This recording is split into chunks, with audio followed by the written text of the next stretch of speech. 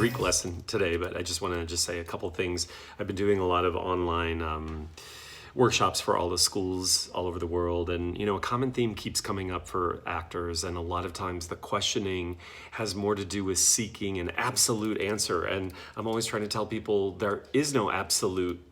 The only absolute in the world is there are no absolutes. Or another way of saying it is there's 7 billion people on the planet, so everybody has a different subjective experience and interpretation and an understanding of something or meaning. And so you have to keep trusting your own finding of it, working your own process, which becomes your own methodology. And I was talking to this girl at our London school, and she had a question, and she just had a big light bulb about, wow, some of the things that she was doing was really sort of, what's the word?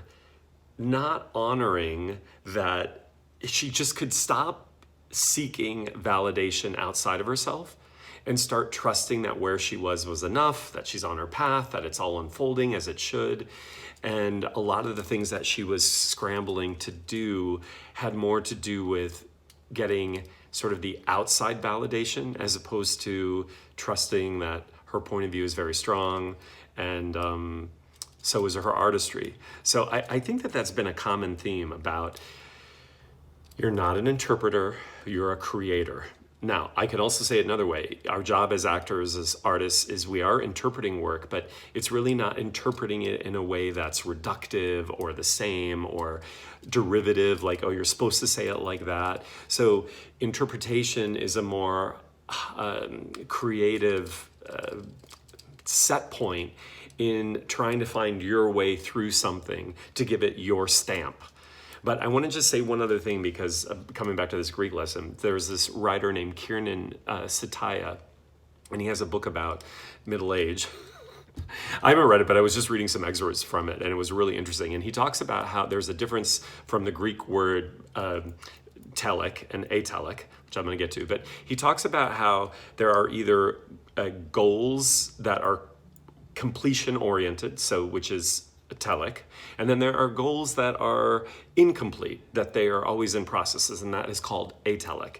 And so telic is about the end goal, and it comes from the Aristotelian word, good word, telos, which Aristotle came up with about the end goal, that there is virtue in finding the end goal, but the ultimate end goal is bye-bye, we're leaving, right?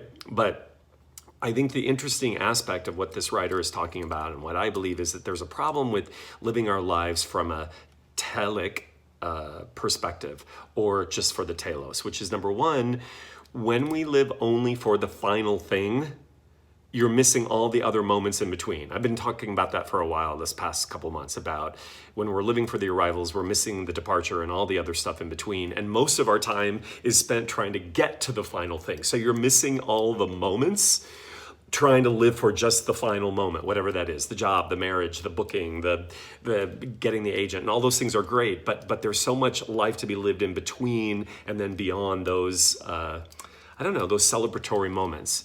But the second part that is sort of an error about that is what once you actually get your goal, is because our expectations are pretty hardcore. The expectations generally does not measure up with what reality is. So a lot of people are depressed. They're thinking, like, what's next? They question what they're doing with their life. Sound familiar? And a lot of that has to do with our expectations that the end goal should look like this, and also comparing it to what other people's end goals seems to be. So it's basically a zero-sum game. It's not a win-win situation. So the practice of all artistry, and life is the highest form of artistry, is to live one's life atelically, which means stay in the process of your own flow. And if there are certain things that are oriented in terms of telos or ending, try to bring a mindset of being in the flow and the process, as opposed to just being at the end goal. Does it make sense?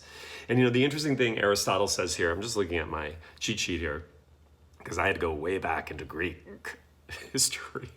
But Aristotle said that even because of, or in addition to telos and a telos mindset, that the ultimate end is to live in happiness. Isn't that what we're all after? Enjoying the journey. Okay, hope that helps. There's a little bit of Greek wisdom. Okay. Not from me, from the Greeks. Okay.